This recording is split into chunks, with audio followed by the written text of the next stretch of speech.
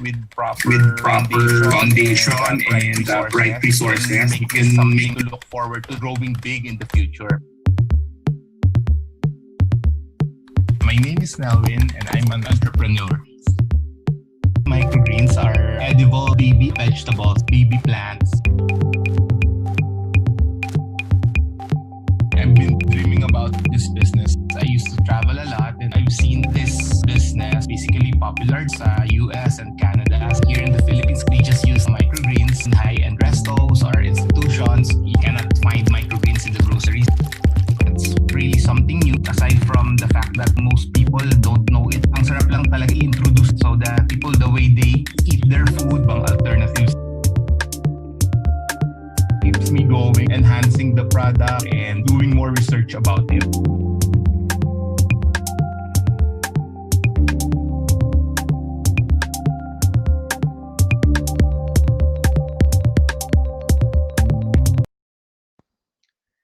Good afternoon, everyone. Thank you for joining us in her sixth webinar.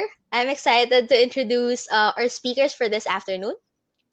So you've seen him from the video. One of our speakers this afternoon is Nelwin Uy, a wedding and events photographer for the past 15 years and is now the founder of Solana Greens.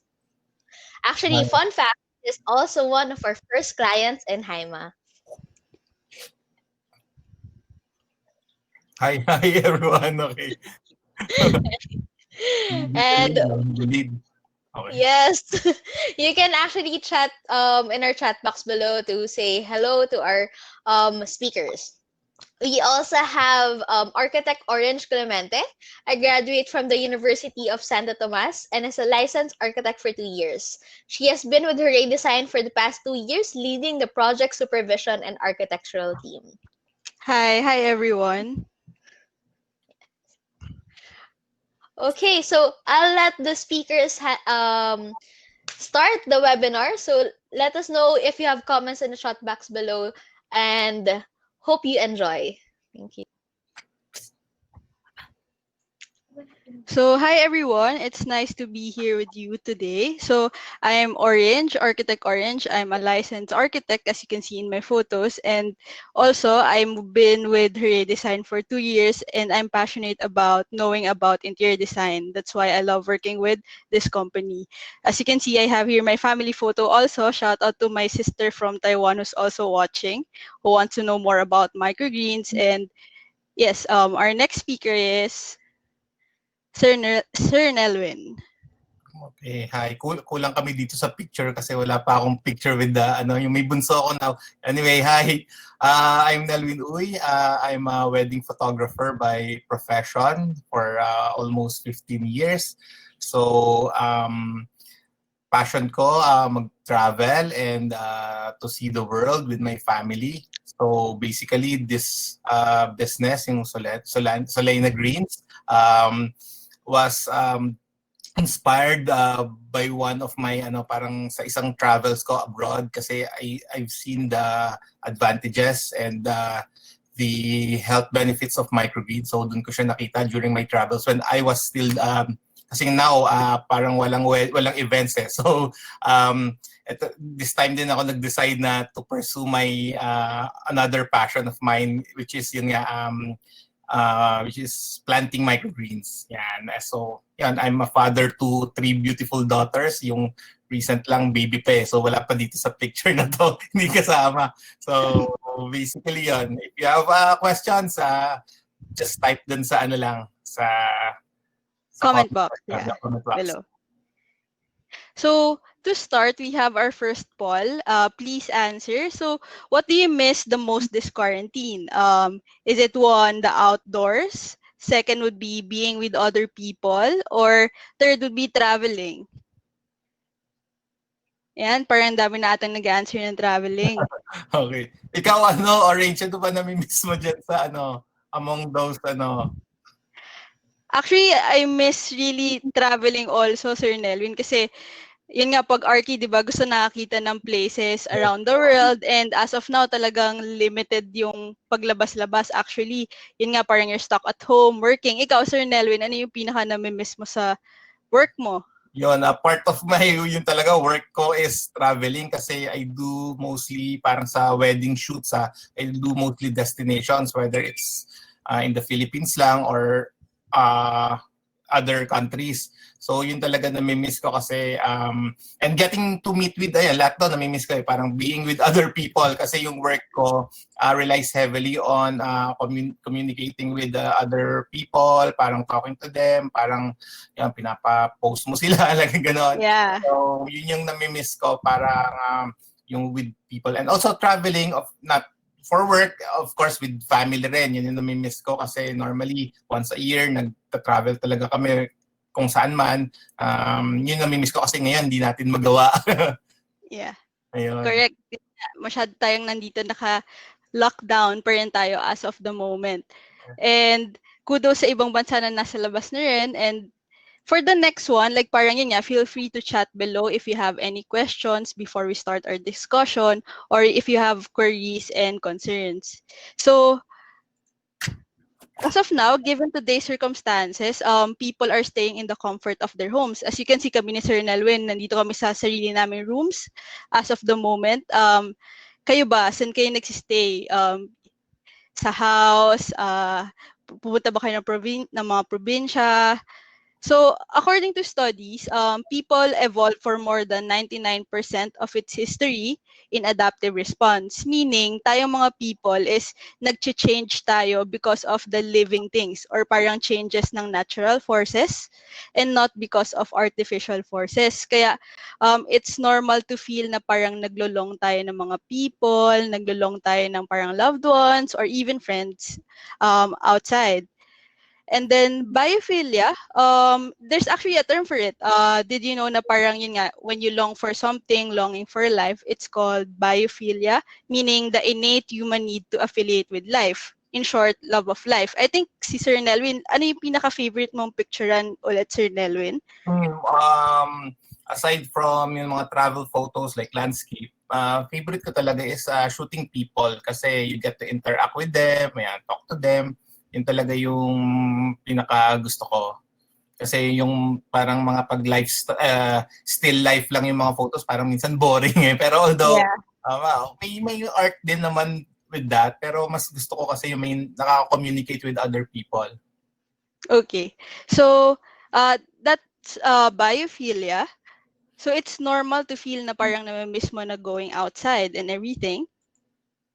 Pero we all know naman na social distancing is actually the minor protocol or the first protocol that is given to us in order to prevent post-COVID or this COVID or pandemic instances. So, did you know that social distancing will result to higher incidence of these items? Like one, let me know if you can relate. One is depression. It can also trigger loneliness, anxiety, anger, frustration, and of course, boredom, like parang doing Netflix, eating lang at home. Parang lahat ata na experience ko yan ngayong quarantine. Okay, everything. Ayun. So we want to avoid it di ba? As people, like parang we're trying to go outside, pero yun nga, limited lang, or sometimes even opening the windows, like that would help also. So, kayo guys, nafe-feel nyo ba to during this quarantine? Yes? Okay. So, to avoid it, in order to avoid it, we'll be showing and discussing down below kung ano yung mga next na steps. But first, I think we have a poll from Sir Nelwin. Yan, okay. This quarantine, what activities have you done? Yan. May tatlong choices: gardening, redecorating your house or your room, or passion project. Baka nagpipaint kayo, or pwede photography, yan. Yeah, photography also. Photography to practice your photography skills. Anything about parang passion projects. I think onti lang yung nag-answer ng gardening, no, Sir Nelwin? Kaya siguro din, mas matuturuan mo sila kung paano yung okay na gardening nowadays. Yes.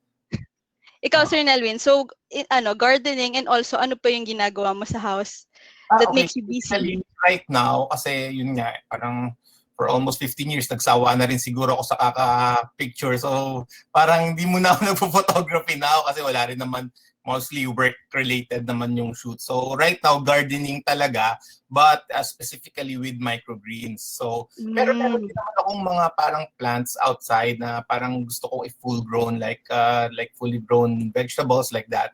So, gardening, why gardening yung parang ginagawa ko ngayon? Kasi parang more on, meron siyang therapeutic power na in the sense na parang merong calmness and peacefulness in mind na nabibring yung gardening kasi parang you're giving life to to a plant. So parang you need parang time and effort, and the same time parang you call this, para alagaan sila, di ba? Talagang bibigyan mo ng oras, parang gano'n. Yeah.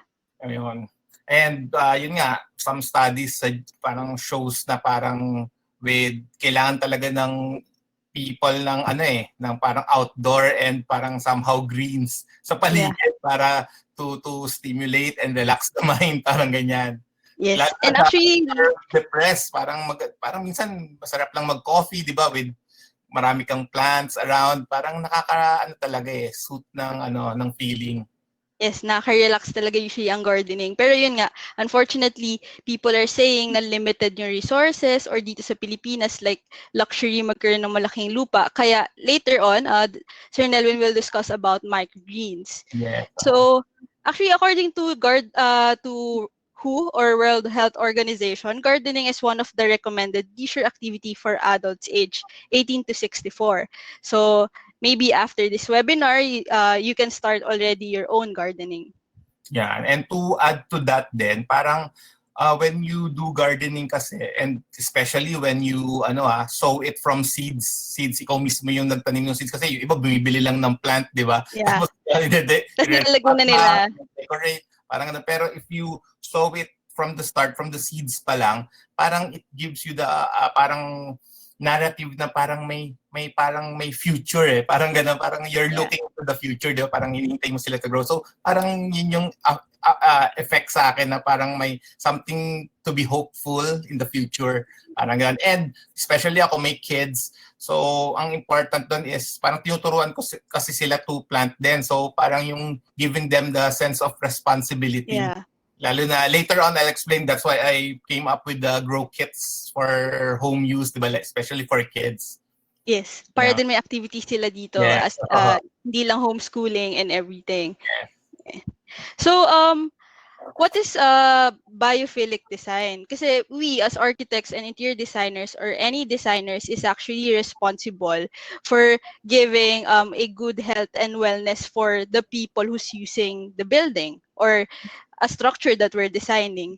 So how do we translate biophilia? Again, biophilia is the love of life and then in architecture and interior design. So study shows na parang yung pinaka hindrance ng benefits ng nature to people is how we design. We actually design kasi there is a pattern on how people design nowadays ngayong modern times. So we are responsible of actually giving the solution in order to make everyone happy and healthier. So what is biophilic design? It is actually a translation of biophilia, a human-centered approach to connect building occupants more with nature. Ayun, so baka tanungin niyo ako, like parang ano yung difference ng bakit meron kaming naririnig na green design, bakit meron kaming naririnig na parang sustainable design. So, anong meaning na parang biophilic versus green design? So, yung green design is more on preserving the environment, like rainwater harvesting, or pwede yung designers nyo magsabi ng solar panels, or getting more from the environment. While biophilic design is getting more, giving people better wellness and also health benefits in the long run. So it's a human-centered, focused on the users. Yan. So what are the principles of biophilic design? Baka tanongin nyo, katulad nga nasabi ni Sir Nelwin, may iba kasi na bumibili lang ng plants, tapos nilalagay nila mismo dun sa bahay nila and they think na parang, uy, that's green design, that's a good design already. No, there are actually principles of biophilic design that we would discuss. Again, if you have any questions or you want to know more, like just shut down below. So I'll start with the principles of biophilic design. We have one, repeated engagement with the environment. Meaning, hindi lang pwede na parang once mo lang nakita. It's actually a process. Like parang dapat everyday ka nandun. Katulad ng gardening, if you have a garden, parang everyday mo tututukan yung plants mo. Like aalagaan mo and you'll grow with it. So that's one, yun your requirement.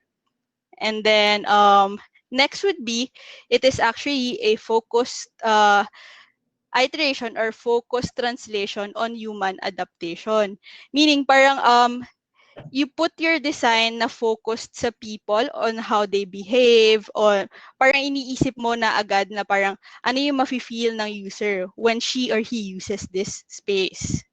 And then next, akala natin minsan 'di ba kapag nasa house tayo, kayo ba do you feel like na parang favorite spot ko yung bedroom ko or favorite spot ko yung lanay? Ikaw ba Sir Nelwin sa house mo like saan ka mostly nagsistay?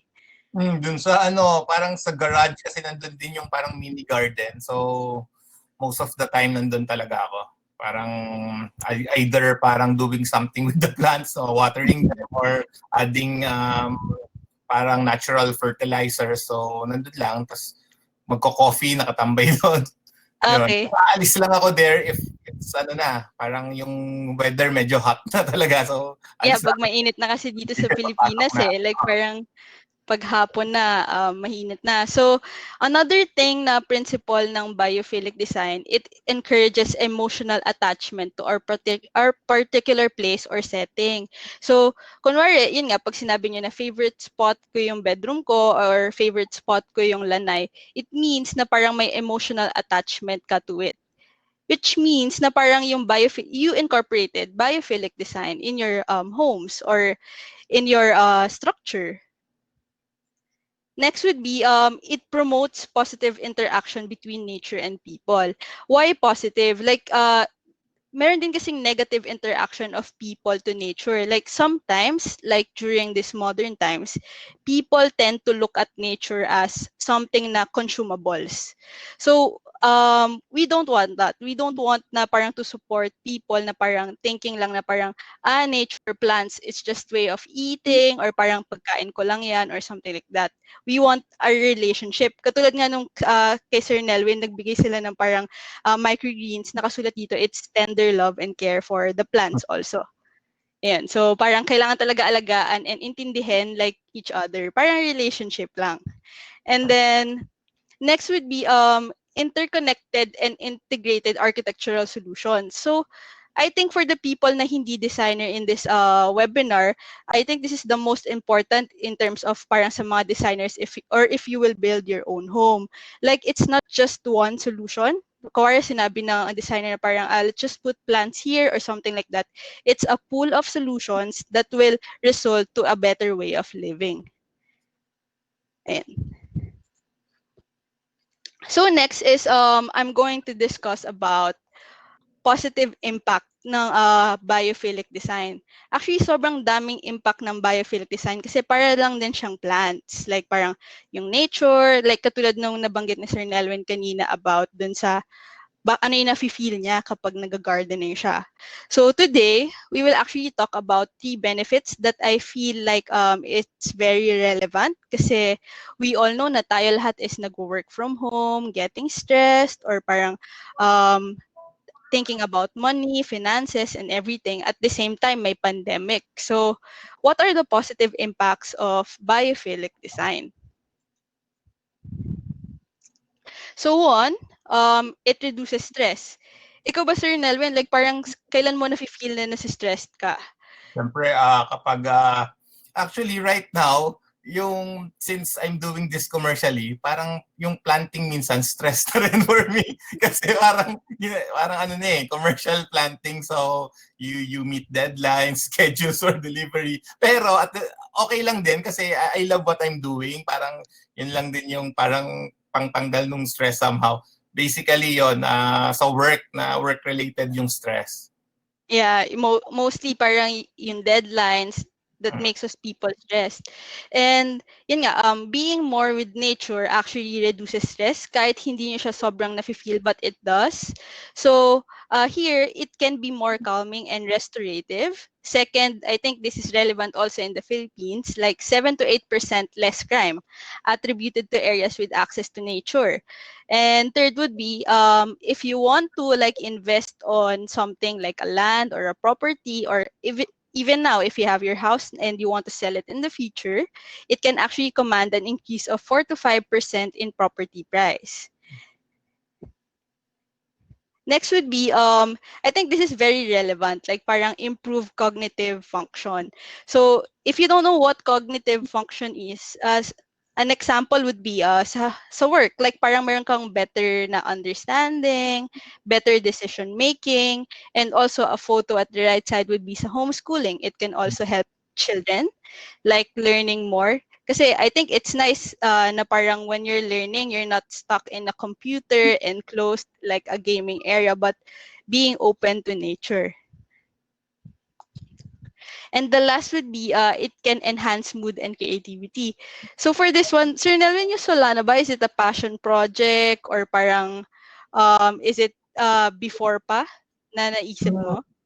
Actually, hindi ko siya magawa before because I'm busy with my talaga full-time work, which is photography. So ngayong quarantine, I had time to test yung itong parang microgreens kasi parang we have time, di ba? So parang passion project siya na naging business at the same time eventually.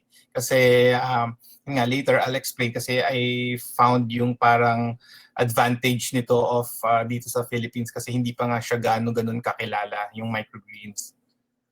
Yes. So, we want din kasi na to enhance our mood and creativity. Katulad nga na mention ko kanina, kapag nagso-social distancing, pwede kang malungkot, ma-depress, or laging galit, or something like that. So, you want, people parang are trying to find ways to put their creativity on something. Kaya din nagkakaroon ng small businesses and everything like that. So, being with nature actually enhances your mood and creativity.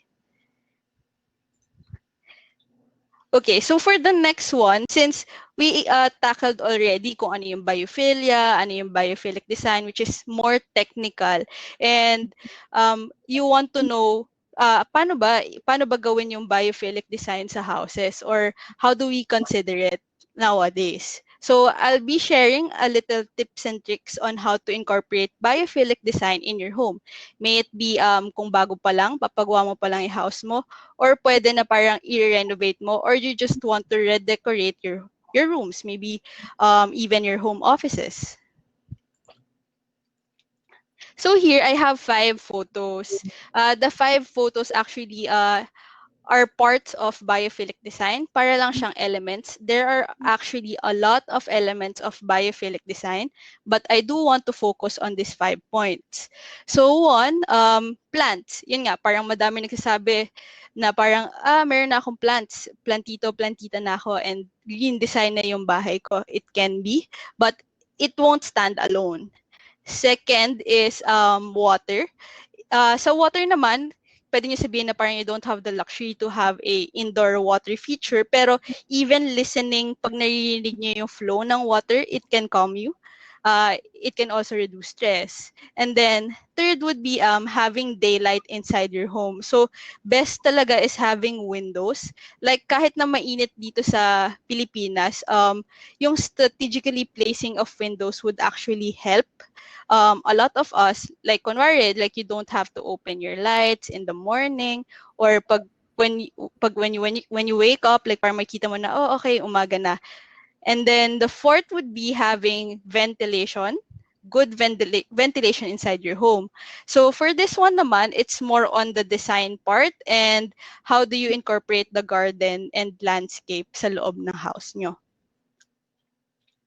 So in order to show you like parang a concrete example on how to incorporate biophilic design, I have here a graphic representation of a house. So makita nyo nandyan yung kitchen, dining, and then you also have your living, and then upstairs you have your bedrooms. So ito yung usual setting dito sa Pilipinas, like parang yon dining and living, magkadikit kasi we wanted nga to communicate yung mga Filipinos, sanay sa communication with others. So next would be, here we have 3 principles on how to incorporate biophilic design. So one is direct to nature. So ano ba yung direct to nature?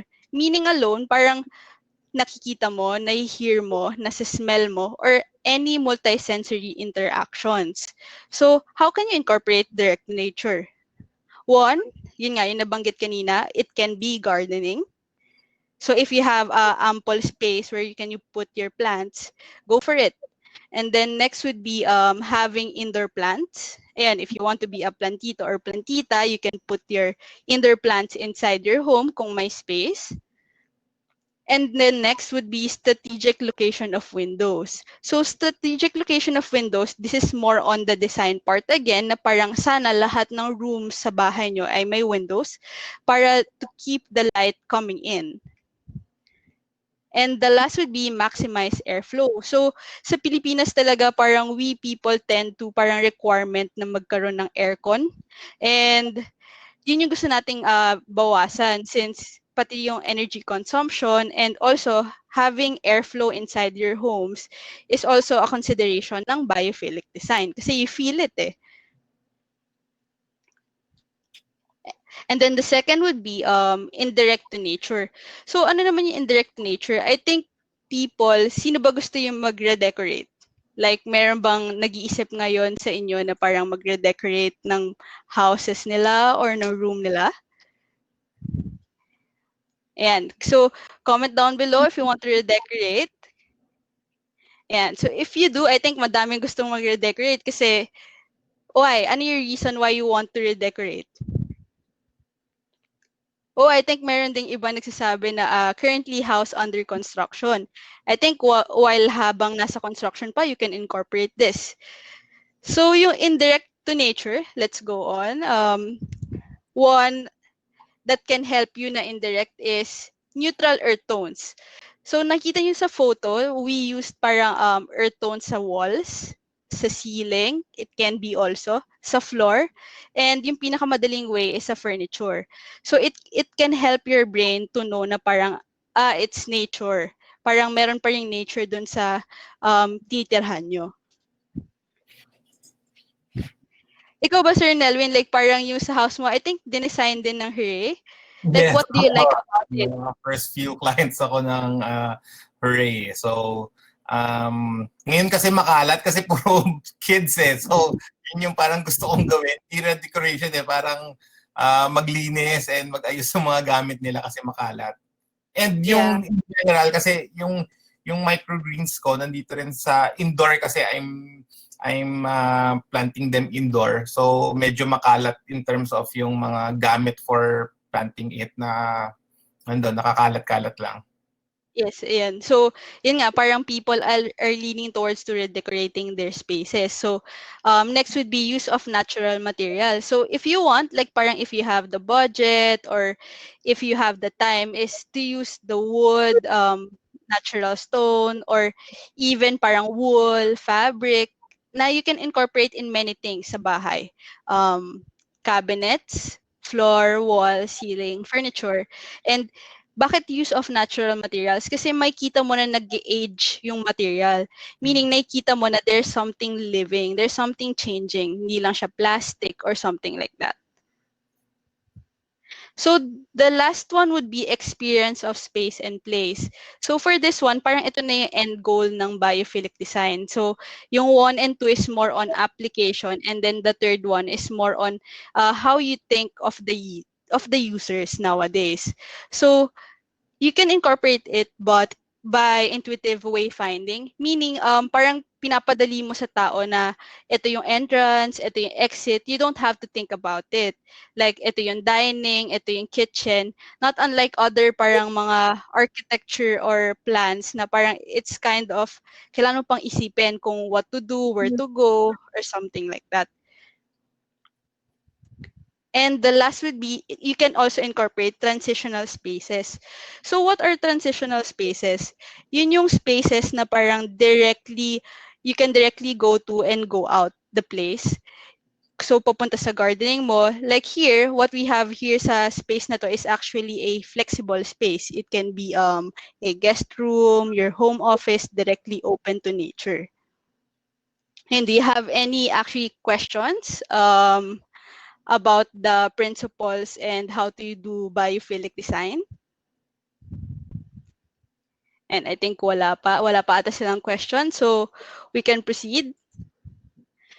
So the last thing that I would discuss about biophilic design, this is actually another graphic representation of a house, showing like how people live in it and how can you also incorporate it here. So the next would be level separation upon entry. So in Hurray Design, we actually learned about how people behave during this pandemic.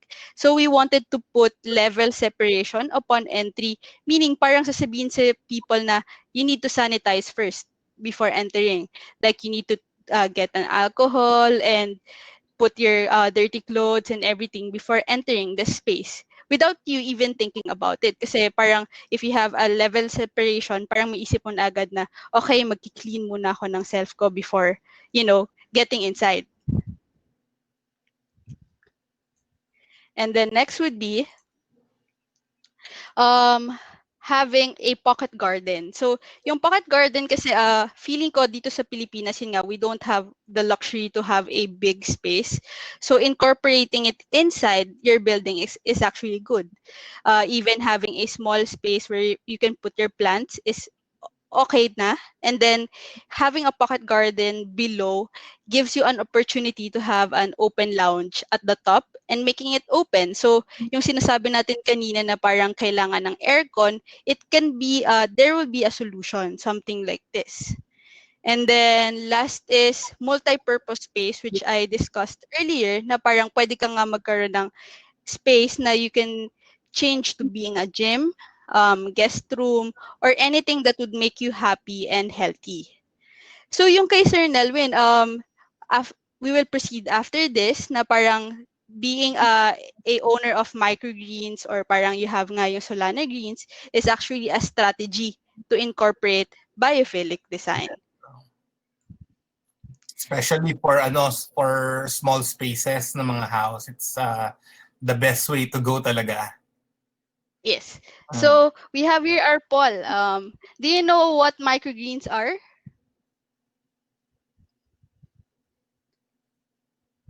Ang daming alam.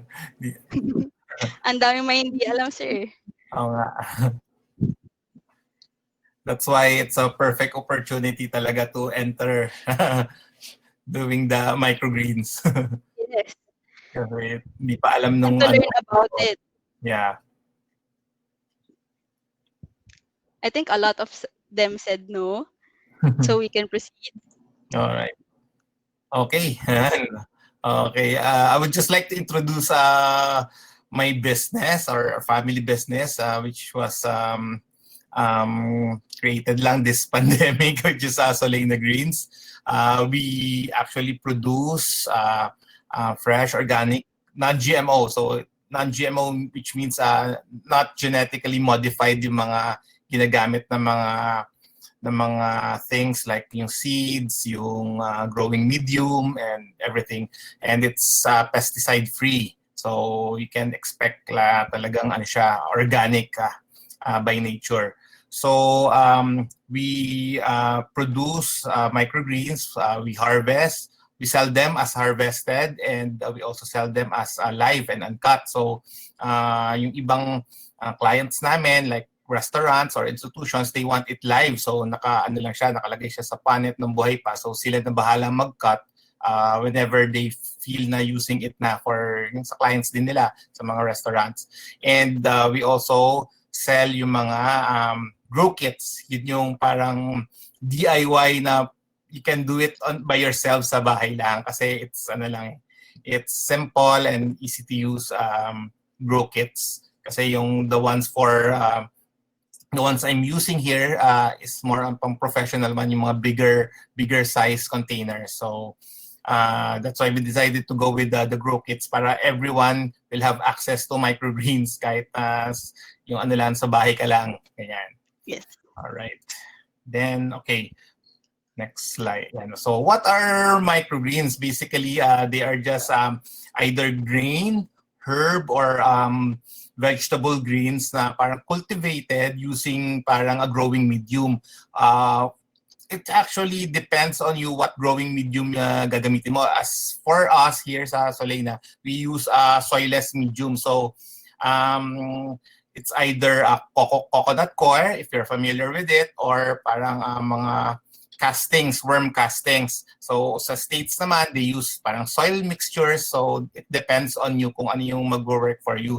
So basically, microgreens are small veggies which you harvest around mga 1 to 2 weeks after germination. So it's about time na parang yung mag-grow na yung true leaves nila. So if you're familiar in growing seeds, parang it's the time na lalabas na yung cotyledon stage niya. So bago lumabas yung true leaves yon, you can harvest it. So normally it's around yun nga, mga 10 to 12 days. So maximum is siguro 20 days kasi the taste profile changes as you try to grow it further. So yun nga, so dapat harvest mo siya during that time.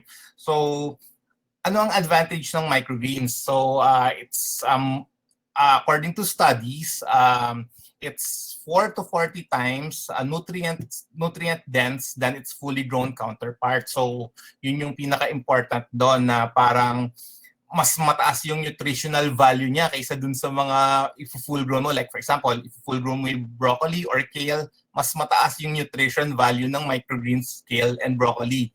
And actually, microgreens was first introduced sa US sa San Francisco during the 80s. During the 80s. So it was primarily used by chefs for sa mga restaurants. Sila yung mga basically high-end restos ang gumagamit yan. So here at Solana, we're trying to promote it, or our goal is to have it readily available to the masses. Hindi lang parang pupunta ka pa sa high-end resto to eat microgreens or to experience eating one. So you can do it by yourselves at your home. You're using siguro your own growing mediums, and if you have seeds, ganyan.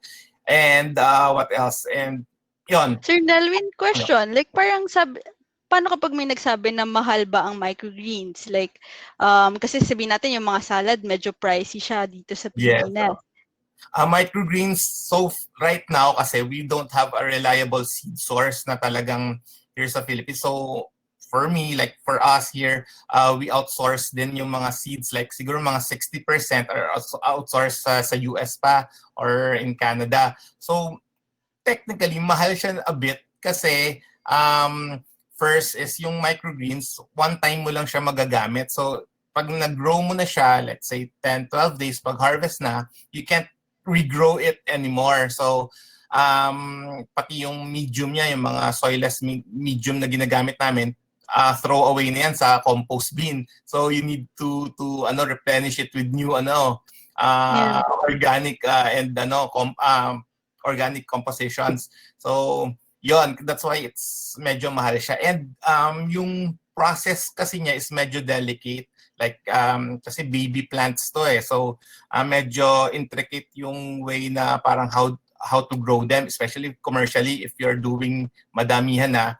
Kaya medyo mas technical yung side of growing them. Kaya somehow medyo mahal siya compared to the normal veggies na mas malalaki.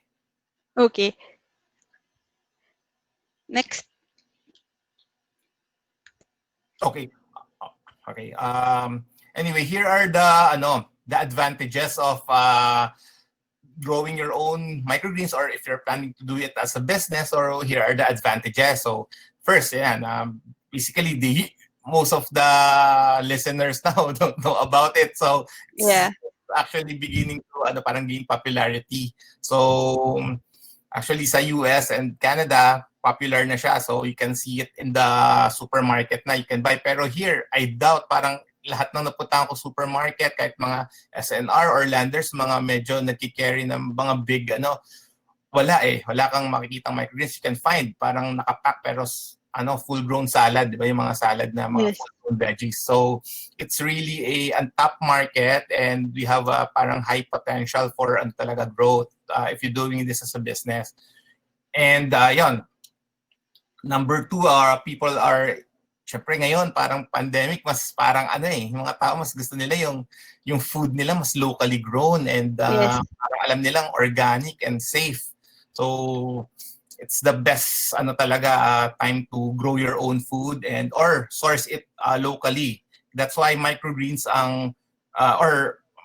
or other like hydroponic setup na mga parang vegetables are the best way, kasi you can find it right in the heart of the city. Parang meron akong infographics nga na nabasa na parang it shorten your food chain, di ba? Parang kasi normally when you buy vegetables or any other food sa supermarket, maraming pinagdadaanan yan from farm, transport pa, then it goes to the market, then before mapunta sa plate mo, sa table. So Yes. this time it shortened the cycle, kasi from your garden or your indoor garden or garden mo outdoor, dun mo nakukunin mismo yung supply ng food mo, di ba? Yung mga veggies. So, fresh na fresh talaga. Direct, parang masasabi mong farm to table. Parang ganon. Alright. And, okay, the third advantage is yun nga, traditional kasi yung farming style natin as in now. Kaya nga, I'm so happy na ang daming nagsusulputan sa internet na parang mga urban farms and urban gardens. Kasi yun nga, most of the farmers, they do it the traditional way pa lang. Kaya kumukonti yung farmers, di ba? Pati yung mga anak ng farmers, parang hindi na nila gusto mag-farm eh. Parang gusto nila something else. Nahihirapan na sila. Kasi parang hindi sila focus on growing it with the technology eh. So parang traditional way pa rin. So most farmers are not skilled in business or in technology, parang ganyan. So yung competition talaga, when you do this as a business, so sobrang weak pa yung competition. So right now, kung millennial tayo, mas marami tayong way of of accessing the information and how to distribute the knowledge, diba? Parang online lahat, social media. Yes. Kaya mas malaki yung chance natin kasi merong social media, and we can mapapaganda pa natin yung products, parang ganyan. Okay.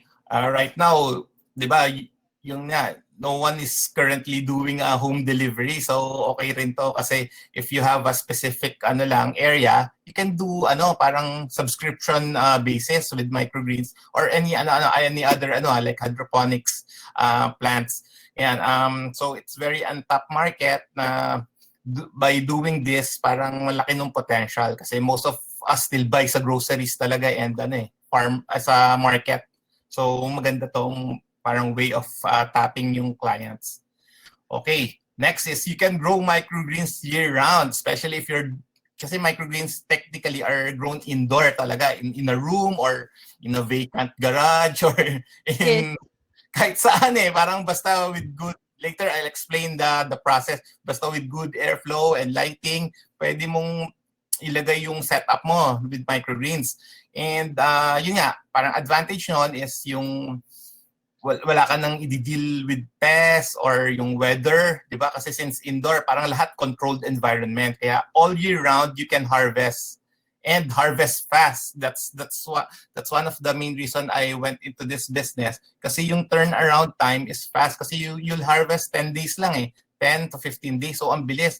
Unlike if you're growing it like if you want to grow them fully grown, the natural way, it would take months, di ba? Yes. to get your first harvest. So parang medyo with limited space, parang mahirap yon para gawing business. So with microgreens, siguro meron ka lang mga 20 square meters, 20 to 30 square meters na room. You can grow it already. Dami na, oo. You can Yes. produce many and you can even supply parang siguro a grocery store with that space lang. Kasi you do it vertically parang vertical farming na yung tawag So you maximize the space of Yes. growing. Yes. Actually now, Sir Nelwin, parang I live in a small space lang like lesser pa nga, I think, ng 20 square meter. Pero I have here actually a growth na parang microgreen already na it can really grow nga talaga everywhere. Yes, and yun nga, faster turnaround time nung harvest. And as I've said, microgreens is a high value crop. So parang if you're doing this as a business, mas mataas talaga yung pwede mo siyang i-sell compared to the normal veggies. And you demand a price kasi konti pa lang yung gumagawa, and also you'll have a niche market, yung mga medyo well-off people lang medyo nakaka-understand ng benefits and yung benefits ng microgreens. Yan. Okay, next. Okay, and yun nga, as I've said, yun nga, it's a study proves that it is 4 to 40 times nutrient dense than its mature counterpart. So sobrang talaga siya nutritious even with the kids kasi parang sobrang safe niyang kainin and organic. And then by growing them, syempre it's inevitable that kakainin mo rin siya kasi kailangan mo siyang like for me, growing this as commercially, parang I need to taste test parang it depends kasi on the number of days nag-change yung taste profile. So for example, like broccoli, pag hinarvest ko siya ng like around 20 days, mas bitter na siya So pag hinarvest ko siya ng earlier, mas matamis-tamis, mas masarap. So at least parang nagiging rin tayo, parang yung healthy eating kasi tinatry by growing them, kakainin mo talaga siya. Hindi mo siya pwedeng pang-display lang forever kasi yun nga, hindi na, lalaki na siya So hindi na masarap yung taste. So talagang mapipilitan kang kainin siya when you grow them. Based on your experience, Sir Nelwin, having kids, like how do they see the microgreens kapag kakainin na nila or something? So yun, and it's rin, parang they see it as parang cute kasi small plants lang So parang mas na-encourage yung mga kids to eat it. Hindi yung katulad ng malalaking vegetable, di ba? Parang ayaw talaga nila Kasi it comes in a different color then. Like if you have mga purple radish, red acre cabbage, so iba yung color niya. So parang medyo red beets, ganyan, iba yung color. So parang fun tignan and fun, parang mukhang fun kainin, parang ganon. Yun. Okay. And lastly is, yung startup cost is fairly minimal. You need just small space, a rack, a light, that's it. And yung growing medium and the seeds, yun lang naman kailangan mo to have to start with microgreens. Okay. All right. Okay. Yun nga, if you want to grow on may questions ba kayo? So medyo mabilis yung if you have questions. Yeah, may questions ba kayo about microgreens? Okay. Kasi new topic na to what you need to basically start with growing microgreens. Before, di ko pa rin talaga alam yung microgreens Like parang I'm just seeing it in YouTube and everything. But now that I have one already, parang I'm beginning to know. And yun nga, after I'm excited to eat it. Yes, yun yung purpose ng mga grow kits. Kasi yan, to talaga. Parang pagtanim mo, kakainin mo siya. Yes. Okay, I think we have no questions as of the moment. We can proceed with what you need inside your spaces. There are two ways to grow microgreens. Actually, you can do it outdoor naman. Pero as I've said, there are environmental factors involved if you grow it outdoor. So mas stress ka kasi yun nga, may mga pests, may yung conditions nung weather iba-iba. So baka maulanan, bawal kasi siya maulanan and kasi ma-overwater like that. That's why the best talaga way to grow microgreens is indoor with controlled environment. So here are the things that you need just to somehow start with growing microgreens. So important kasi yung light. Yung mga grow kits ko, specially designed yan kasi maliit lang naman siya. You can just do it like sa may window. So parang okay lang yun yung light na yun, mga natural light by the window. Pero if you have more microgreens to grow, need mo na talaga na bumili ng lighting like this one na T5 LED light. So yung normally yung 4 feet na T5 LED light fits into yung next nga, yung grow rack na 4 feet wide din. Saktong-sakto yung, yan. Can we go back lang? Yeah. Saktong-sakto yung, yung length nun dun sa grow rack. So, at least you need a minimum of 2,000 lumens, then 20 watts, and important yung Kelvin, yung color temp. Kasi at least somehow you replicate the sun's color temperature in daylight. So 6,500 Kelvin. I think my question dito, Sir Nelwin, like from Andrea, like, hi, does the light source have to be direct into the plants? Yes, above them, like medyo around mga 10 to 15 inches above them. Yes, Maybe direct, I think you show sa photo. How does it look, no, Sir Nelwin? Excuse me? Maybe later, like yung video, when you have the video, they can see like how does it look like. Yes. Yun, directly above them. So mga 10 to 15 inches siguro yung the best distance. So saan na ba tayo? Yan, yung lighting, yung grow kits, you can do it sa sa by the window, pero if you're doing it with more microgreens, you need lighting na talaga. So next is the grow rack. So yan yung lalagyan mo eh. So mamaya si Orange, papakita niya pa yung mga ibang ways to do it. Pero kasi sa akin, commercial growing, kaya yung rack ko is pang-commercial din lang din. So, hindi siya ganun ka-appealing. Pero pag punong-puno na siya ng greens, ang ganda sa mata. So, every morning, pagpunta mo doon, parang nakaka-relax eh. So, ang gandang tignan. What more if you've designed it na parang babagay dun sa interior ng house mo, mas better. So, yon, kailangan mo ng grow rack. Next would be fans and dehumidifier. Importante yan. Kasi when you're growing microgreens, yung madamihan na, you need to have a good airflow. So important may at least may fan na nagro-rotate to keep air circulating. Kasi ang microgreens, prone siya to molds and fungus. So microgreens kasi has this microenvironment kung ano yung parang temperature natin, what we feel na temperature. Let's say we feel it now 35 degrees Celsius. Ang microgreens has higher temperature kasi dikit-dikit sila. Parang mini forest, kumbaga may mini forest doon sa environment nila. So mas mainit sila kaya importante may fan at least to circulate yung good airflow. Then you need a dehumidifier kasi yung humidity, lalo na dito sa we're living na tropical country mataas talaga yung humidity natin dito. So prone to molds and fungus pag mataas ang humidity. So at least parang makaka-help siya, especially if you're growing it in a room lang. Kaya naman ng mga parang may mga di ba? May mga dehumidifier na pang room naman. Yeah, yung maliit lang, Sir. Meron siya. To help lang with the humidity to lower it. Yung normal kasi na dapat talaga na required is nasa around lang dapat siya 50 to 60% yung humidity level for them to grow na maganda yung mga microgreens.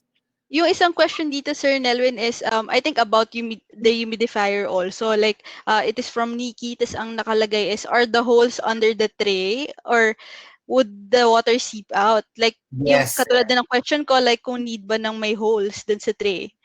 Yes, you need holes kasi later I'll discuss then, one of the best way to water the microgreens is by yung technique na bottom watering. You don't water it like the usual na sa ibabaw, isprehan mo ng ng water or something. Parang gano'n. Kasi yun nga, magiging mas mataas yung humidity level. So, magpo-prone siya to molds and fungus. So, best way is papasip mo yung water underneath para yung growing mixture, yun lang yung parang kakapitan ng water. Doon sila kukuha ng water supply yung mga roots.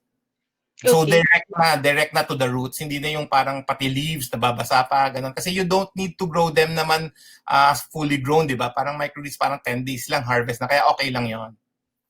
And another question is, do you need all this for the kiddie version of grow kits? No, basic lang yung the ones we're selling ng mga grow kits are just basic setup. So you can just put it in a well-ventilated place na may good lighting, and that's it. Yun, mabubuhay na yun doon.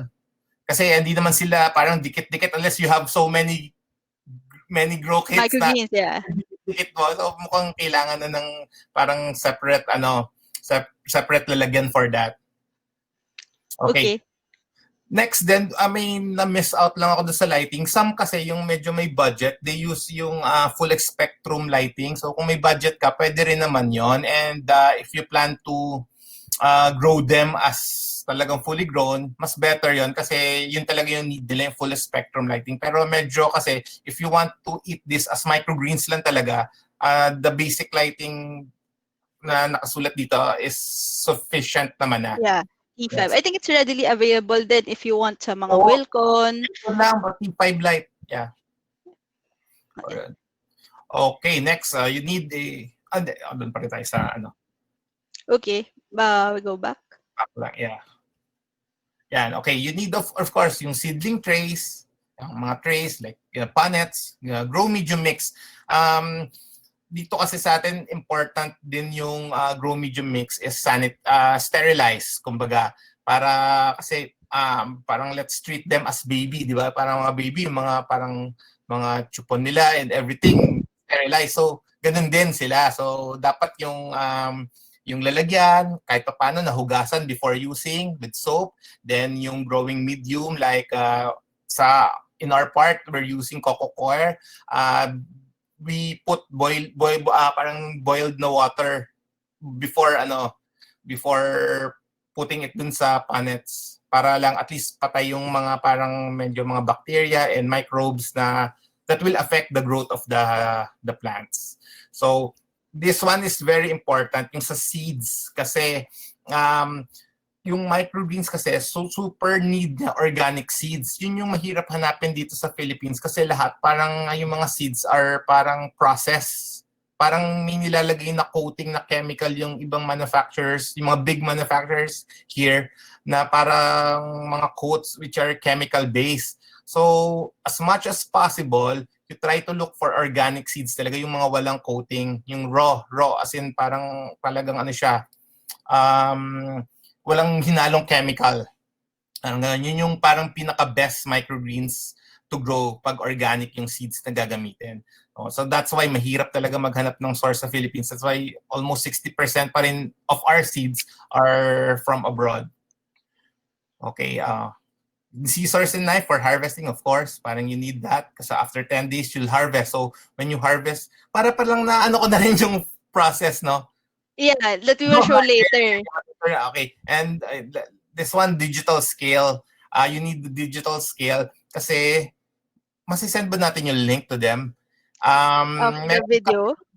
No, the link of the seed density calculator. Parang gano'n. Yes, there. Ayan.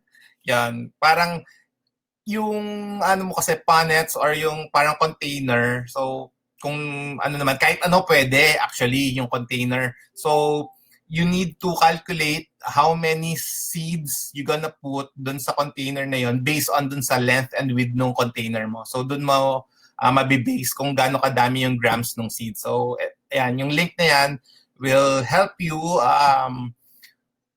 calculate yung the right amount of seeds per container. Depending on your kind. So, kailangan mo ng digital scale kasi i-weigh mo yung yung seeds. Pero the ones in the grow kits, na yun, na yun. Naka-weigh na yan, no, Sir Nelwin? Kasi parang sinukat ko na yung, yung lalagyan niya. And if you're doing this really as a commercial or kahit na medyo serious hobbies ka na with microgreens, so meron ka ng rack, ganyan, you need an electrical outlet na timer kasi you need to time the lighting. Hindi siya pwedeng 24 hours nilalight kasi they need to rest then. Para tayo natutulog. Yeah. So, as much as possible, you light them mga pinaka-minimum at least 12 hours. Pero sa napapansin ko, para mas yung growth ng microgreens mas maganda, you need to light them siguro mga 17 hours a day, and the rest, parang turn off yung light. So kailangan mo mabura lang yan, nabibili, parang sa mga Lazada or Shopee, the electrical outlet timer. May timer yan na mag-on, mag-off sa specific time na gusto mo. Pero this is more on professional doing microgreens already, no, Sir Nelwin? Yung matagal? Meron kasi ibang serious hobbies na parang kinakain lang nila yung microgreens din na tiyata nila. Pero madami kasi siguro they have big family or ano. So kailangan nun kasi para at least yung growth ng microgreens nila parang maganda. Maganda yung growth kasi yung properly you give them proper lighting Okay. Yun. So next would be explain ko rin naman yung process before pero i-review lang natin. So you need to may video rin later naman yan. Yeah, may video. You need to show the video first ba or this one? I think the video will be shared already. So everyone, look at the screen na lang. Part of my visual representation of how to grow the microgreens. This one is for the grow kit ng kids.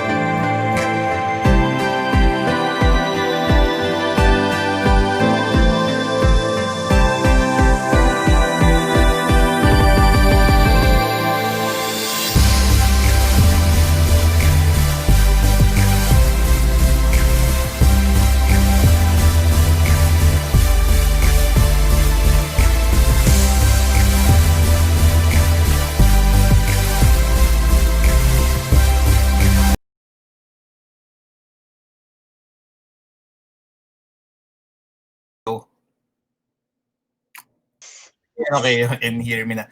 Okay, basically, madali lang yung process. Ayan lang, ano lang, yung processes yun, preparing the grow medium, tapos sowing, germination, lighting, watering, and harvesting. Ang pinaka-critical lang dyan is the watering stage. Kasi dun talaga, pag yung hindi ka parang maingat sa pag-water, kasi di ba pag inisip natin parang sobrang gusto nating alagaan yung plant eh. So parang yung iba inisip mayat-maya, iwa-water, baka nauuhaw na yung... Yeah. Sa sobrang TLC mo, parang dun pa pwedeng mamatay yung plant. That's why you make sure na parang yung watering mo is talagang nababantayan mo mabuti. Hindi porket parang nag-water ka ngayon, maya-maya water. So check yung growing medium. Kapag medyo nagla-light brown na yung growing medium, saka ka palang magwa-water talaga technically. So as long as medyo dark pa yung growing medium, it means na may water pa yung nasa loob nun. So no need to water. So yun yung pinaka talagang need natin bantayan, yung overwatering. Mas maganda pa mag-underwater ka, kasi pag underwater ka, medyo malulungkot lang siya, medyo mag-wilt lang ng konting gano'n. Pero pag na-water mo na, babalik na ulit sila. Pero pag nag-overwater ka, root rot yung tawag eh. So talagang patay siya. So, Yung yun. more water pala yung pinaka-delicate. With any plant naman pati yung kahit sa mga garden, di ba? Na mga plants na parang ginugrow mo, pag nag-overwater ka, doon nag-start yung root rot. Okay. Yon.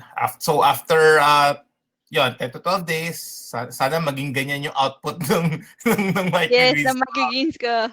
Ayan, medyo dapat fluffy and parang mukhang talaga. Maganda yung tubo ng leaves and everything, walang mga parang fungus, wala lahat noon dapat. Do you have any questions? Like, you can chat below. Yan. Okay. Yung DIY grow kits, we decided to have this kasi dati talaga gusto namin magbenta lang nung freshly harvested or live microgreens. Pero we decided yung mga Filipino mas gusto may ginagawa. So ayaw nila nung parang ibibigay na sa kanila yung harvested. Hindi katulad sa States kasi busy yung mga tao. Sa Canada, that's why patok yung yung bibili nila as harvested na sa mga groceries. Pero dito sa atin parang mas gusto may ginagawa. So that's why we came up with Microgreens grow kit. Especially the ones for the kids, sobrang siya yung hit sa amin kasi parang you teach the kids how to be parang to be responsible by them taking care of dun sa plants nila, and somehow at the long run parang i-eat nila yon kasi parang sila nag-grow nun eh. Yon, after 10 days yan, i-eat na nila yan. So, yun lang, yung grow kits. Yon. So, basically, yan. One of the parang uses talaga ng microgreens in terms of yung final output niya is basically sa mga restaurants is for visual enhancement talaga siya. So, yun, papaganda nung parang presentation ng food. Then other uses, pwede mo siya as parang salad on its own. Parang you just put dressing on top. Yun na yun. Pwede nang kainin. Some uses it sa mga soups, parang as add-on garnish sa mga soups and sa parang sandwiches nila. So marami siyang parang versatile yung use ng microgreens. And especially kung hindi mo pa siya na-harvest, yun nga, yung tatakal ni Orange Mamaya as aesthetic element Aesthetic to your element, house. to your house. Kanya talaga, pag maraming microgreens na parang ang dami mong plinat, tapos naka-light, may lighting na nasa interior mo, parang sobrang refreshing nung tignan. Parang matatanggal talaga yung problems mo. And then for this one, actually at the end of this webinar, we will have a giveaway from Sir Nelwin na grow kits. Two mini grow kits I'll be giving away. Yes. So as of now, na-discuss na ni Sir Nelwin yung microgreens. So what is it and how is it beneficial to us? Ngayon, how do we incorporate this in our homes naman? So here are just some photos of how to incorporate microgreens or even other plants in your home. We have here a kitchen or pwede siya sa CR. Like if you have a space, as long as yun nga, hindi ganun kataas yung humidity. And then sa dining. And it can also be incorporated sa living. Like here, your TV, tas if you have shelvings, like you can put it there. Like this one, like parang I put this right now since I'm growing it, I want to put it here while I'm working so I can see it. To add lang yung grow kits ko kasi is for commercial use. So that's why ganun lang. Pero yung container niya, pwede kayong come up on your own na mas babagay dun sa interior niyo. Like you can use stone or what else? Yes, stone, Or wood, pwede rin. Ay, as long as na parang mas okay pala na steel, stainless steel also can yes, also stainless steel. material. Yes, or Yan, na something like parang that. pwedeng may butas lang sa ilalim. Importante And may butas lang siya sa ilalim. so I will just show you some concrete examples on how to parang put your microgreens or yung aesthetically pleasing siya. So first that you will do, here is a communal area. So living, dining, any public space.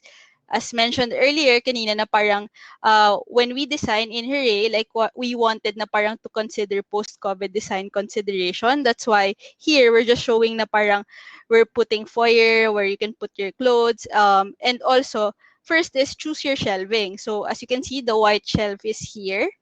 And then, how do you put your microgreens? So at this one, like pwede rin yung ibang shelves maging lalagyanan ng groceries. And yun, para din easy access when you want to cook something and you want to eat your microgreens. And then next would be, if you wanted naman na parang sobrang lapit sa mga dining is, pwede siya sa tabi ng bar table. So sa bar table, you just need to choose gaano kalaki yung shelving na you need. And it's up to you kung gaano mo kadami gusto yung microgreens mo. So here, I'm just showing you na parang yung representation on how you can incorporate microgreens inside your home. Ikaw, Sir Nelwin, I believe ang pinakagusto mo sa dining. Yes, so para anytime pag like kasi yung microgreens pwede mo siyang ilagay actually any food nasa bahay parang pwede mo siyang lagay sa sandwich, pwede mo lagay siya sa garnishing sa food, anything. So parang mas maganda nandun na para kakat mo na lang, kakainin mo siyang fresh. Yes. So next is more on bedrooms naman, like where we are ni Sir Nelwin kasi madami sa atin din yung tumitira sa condo, maliit yung space, limited lang. So one again, if you have a small shelving na meron na, this is actually casual eclectic pala from Hurray Themes. And how can you incorporate microgreens also? And at the same time, it can also function as a sanitation station. Kasi during this pandemic times, yun nga, naghahanap tayo ng lagyan ng alcohol. So it's best that you have a small sanitation station beside the door before you go out and before you enter a private space. And the next one would be is another photo of a bedroom where if limited yung space, uso ngayon yung wall shelvings, makikita mo sa Lazada, madaming bumibili or even Shopee. Parang you want to redecorate, you're putting wall shelving. So at this area, it's actually near your workstation.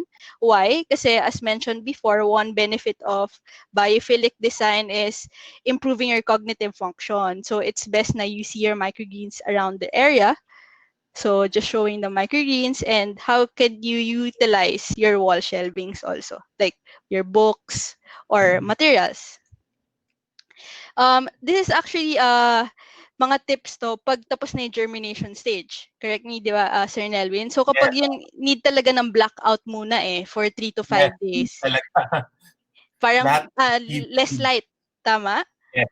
Actually, better talagang no light. Parang dun sila magta-thrive to germinate. Yes. So for this one naman is more on multi-purpose spaces. So if you have a space na hindi nyo na-utilize, for example, this one, it can be a guest room, a den, or a gym. You can put small wall shelvings and incorporate your microgreens. This is Asian Contemporary, one of the Hurray themes also. And lastly, I think this is very beneficial to us. Like parang if we have Zoom meetings, like we want a nice background, diba? So if you can put a shelving at the back when you're working, and then you can incorporate your microgreens at this area. And then if you want to know more about our blog, you can click the link below to find out, because these are actually just three of them, and we have 9. And then next would be, actually that's the last tip that I can give you. And as of now, one thing that you can do is go look for a space that is not utilized and try something new today. Yes. So that's the end of our slides. Get in touch with us, Sir Nelwin. Answer lang natin siguro yung mga few questions. Ito may mga questions kasi. Okay. Yun yung after harvesting daw or cutting the microgreens, do you have to plant seeds again? Yes, kasi one-time use lang talaga yung microgreens. But some variant, parang kaya pa mag-grow like pea shoots. Kapag kinat mo na siya, pwede pa siyang ulit tumubo. Parang ganon. May mga variant na pwede, pero most of them talaga, after harvesting, wala na, throw na yung growing medium na naputo, lahat parang sa compost bin na. So one-time harvest lang talaga. Yes. And you can reuse actually yung punnets, right? Na yes, kasama sa grow kit. Parang lang yun, hugasan lang with soap, ayun lang, okay na yun. Pero yung iba nga, parang in-sterilize pa, parang like, lalagyan pa ng, what do you call this, parang iano pa sa chemical para at least mas sterilize. So do we have any more questions? And how many times can you reuse the tray? Is there a lifespan? As long as yung tray is buhay pa and functioning, okay pa yun. Yes, as long as I think it's clean, and yun nga, it's nice na if you can customize your trays, like a stone can be, if you wanted na to really grow parang once in a while. Stainless steel nga maganda para at least habang buhay na tayo pag stainless steel yung ginamit na. Yeah, pag sa mga food din, it's hygienic. Okay, important lang with the what do you call this, the punnets or yung container. Okay lang yung width and length, kahit ilan yan, or kahit na-design into other form. Ang importante lang is yung height. It should be at least maximum of 1.5 or 2 inches. Hanggang dun lang yung allowable na space kasi parang they need airflow nga eh. Kapag mas malalim yung container mo, mas mahihirapan yung airflow dun sa parang sa base ng plant nung mga microgreens. So mas maganda shallow lang siya. Pero wag ka na bababa doon sa 1.5 kasi super shallow naman na parang baka kulangin ka doon sa roots na parang mag-hold na yung medium kasi baka kulang yung medium to hold the roots. So at least 1.5 to 2 inches yung depth nung container. Yeah. Okay. Do you have any more questions? I think that's it, Sir Nelwin. So you can get in touch with you by? Yeah, yung website namin is currently under construction. So parang sa Instagram na lang, Solana Greens lang yan. Instagram and FB. And our email, SolanaGreensxHurrayDesign.com for more info or if you have any questions regarding microgreens growing.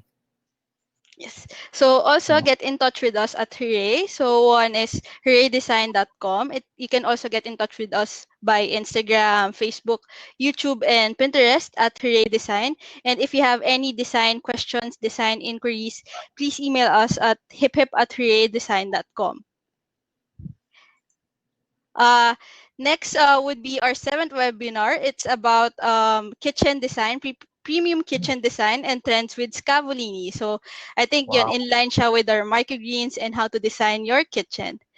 So thank you guys, and you can actually download the PDF of our presentation. And Sir Nelwin, thank you for your time. And also if you have your giveaway later, I think we will announce who's the winner. Yeah.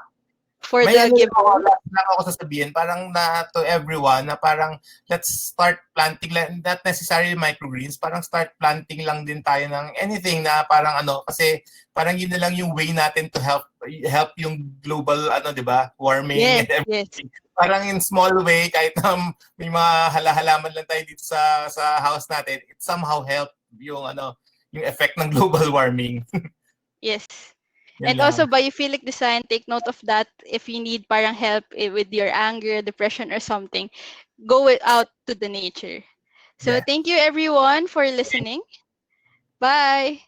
Paano yung raffle pala? Paano yun? I think Abby will announce who's the Yes. winner. Announce na Please now? check. Or I think we Oh. chose 2 na nasa attendees now. So, one is si Diana Rose Espera.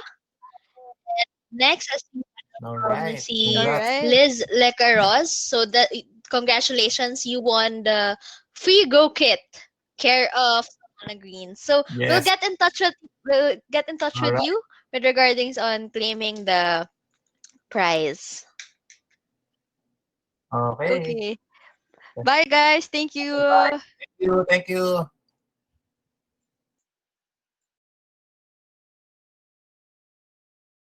We grew up in homes that had garden views, and my parents loved plants, so I knew I just had to bring in houseplants. I am Danica, and I am a designer, and I love plants. We started Nest 3 years ago. When my husband and I got married, we moved into our own condo unit, which felt lacking in natural elements. So I knew I just had to bring in houseplants. Being the designer that I am, I just painted my own pots. When I posted them online and got good feedback, I felt encouraged to make more and more and more, try to turn it into a business. I am most inspired during my travels. When I am around nature, I draw inspiration from fashion,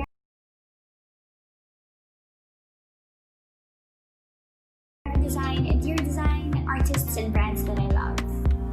I'm passionate about this business because it combines 2 things that I love: art and plants.